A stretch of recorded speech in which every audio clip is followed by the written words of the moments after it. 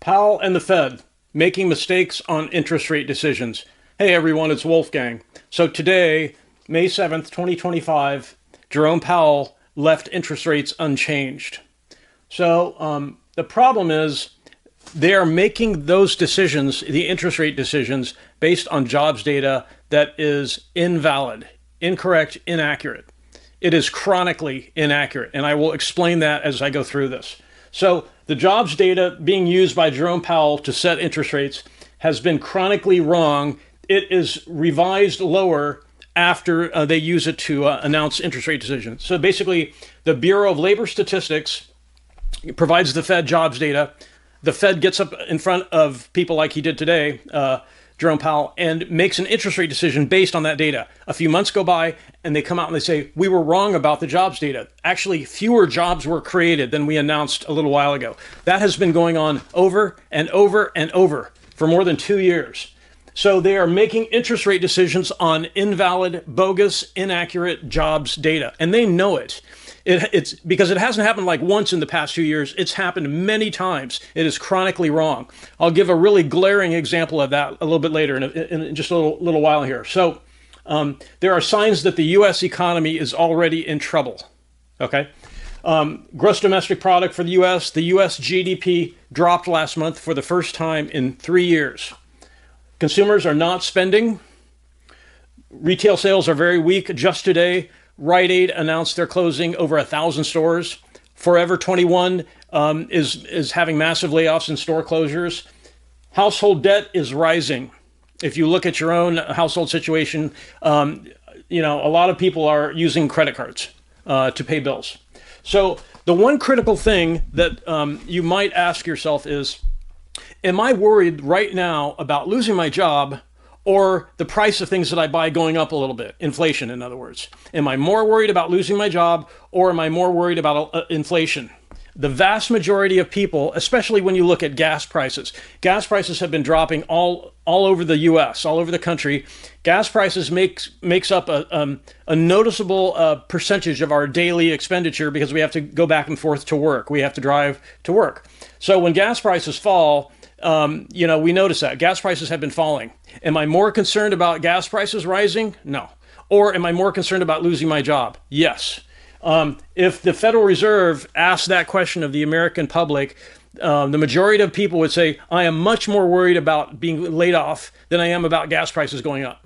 Gas prices have been dropping. Food prices have been dropping. There's been no sign of inflation in the economy. Inflation happened previously, last year. So GDP dropped for the first time in 3 years. Consumers are not spending. Retail sales are weak. Lots of store closures. Household debt is rising. So here's the history. Here's how we know that Jerome Powell knows that the jobs data is bogus, inaccurate, and invalid. NBC News, 818,000 fewer jobs were created than initially thought. You can find that article online, NBC News. So that was last year. Late last year, they came out and said, all those times Jerome Powell got up in front of people claiming the job market was healthy. Well, actually, 818,000 jobs that he claimed had been created were not created. That's almost 1 million jobs that had not been created. That is a massive number of jobs. So they know the jobs data is invalid and not reliable. As to why they continue to use it, that's a speculation. So here are some indicators that U.S. residents have stopped spending. Retail sales this year in 2025 have fallen below retail sales from last year. I mean, we have all these store closures of retailers, going out of business. There's been a 12% drop in clothing sales in the U.S., a 22% drop in athletic apparel sales, and luxury goods. If you think about luxury goods sales, that's the high end of the consumer market, people with money. Even that has dropped 10%. That's a big deal. 10% is a big drop. There is record high household debt. Credit card debt has reached $1.2 trillion. 10% of credit card balances are 90 days late. 10% of the people paying their bills on credit cards are behind their credit card payments by 3 months. Right now, the consumer confidence index is lower than it has been since 2022. It's the second lowest reading of consumer confidence on record. So the U.S. economy is already in trouble.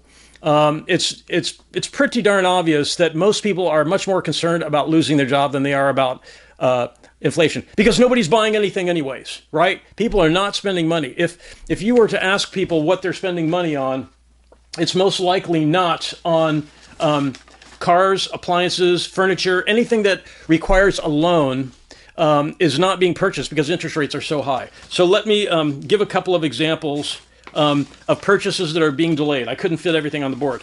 So anything, like I was saying, that requires borrowing to purchase, sales of those are down. Car purchases are way down because of high interest rates. Appliances, the purchase of homes. The housing market in the U.S. is basically deceased, dead. There's just nothing going on in the real estate market, in the housing market. And there are a couple of things, a couple of signs that people are really stretched. Restaurant dining is down significantly, and so is entertainment spending. So those are, relatively speaking, those are relatively affordable, small luxuries that don't require taking out a loan, and yet those are way down also. Going out to restaurants and entertainment spending, both way down. So these high interest rates have basically eliminated consumer confidence. I mean, if you think about it, the European Union, all those countries in the European Union, the United Kingdom, Mexico, Canada, and many other countries have already lowered interest rates because the world economy is soft. The world economy is soft. And when you're making interest rate decisions on bogus jobs data, you really have to ask why is that happening? Because more and more people are concerned about job loss. And the recession, the chances of a recession have increased for this year, for 2025. The expectation that there will be a recession because of these high interest rates has gone up quite a bit. So if you watch, I've noticed this, that there seems to be a consistency of lying about the job market. The job market is not healthy, but there seems to be a consistency of lying that, the job market is great, going gangbusters. It's not. If you watch TV too much, you might notice that trend that a lot of those people are claiming that the job market is healthy. It's not. I mean, people are paying bills on credit cards. And if you yourself are concerned about your job, if you ask the 10 people who are closest to you if they're concerned about job loss, most of them will probably say yes, they are.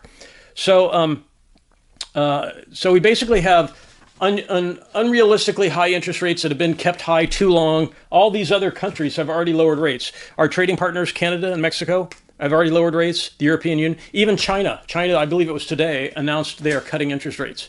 So China's gross domestic product has been the strongest throughout the world for a long time, and they are cutting interest rates. So there was something else. Let's see here. I want to make sure I cover this. So I guess I did cover it all. So basically, if you have any questions about this, I'd be happy to answer questions if you post them in the comments.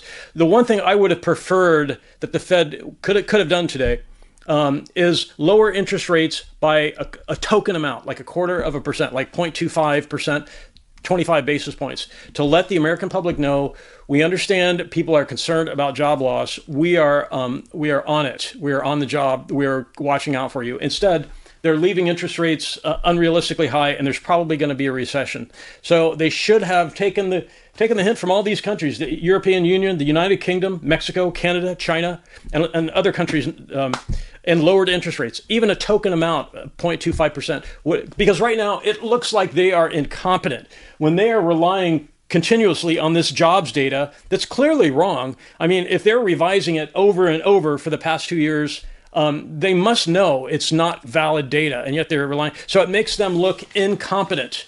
And it's, when interest rates are too high too long and people start worrying about their job loss, they stop spending. Spending is way down. Consumers are not spending. So I was very disappointed today that they did not lower interest rates by even a token amount, like 25 basis points, 0.25%, but they didn't. And I don't think that's going to change. I think there's something going on behind the scenes that is not being made public. They're motivated to use this invalid jobs data. There's some reason they're using it, and they shouldn't be. It makes them look incompetent. So I'd be happy to answer any questions you have. And just to be clear, I'm calling out the Fed on doing their job poorly. That's all I'm doing. I'm saying there's a job to do for them. They are not doing it well. Relying on bogus data. If I did that at work, they would fire me. The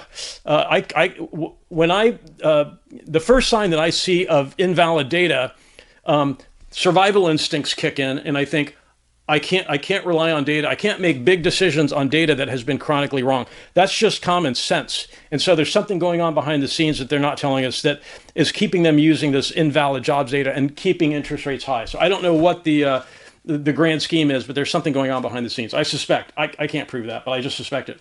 So please ask any questions. I'll try to answer them. I really want to thank everyone for watching, and have a great day.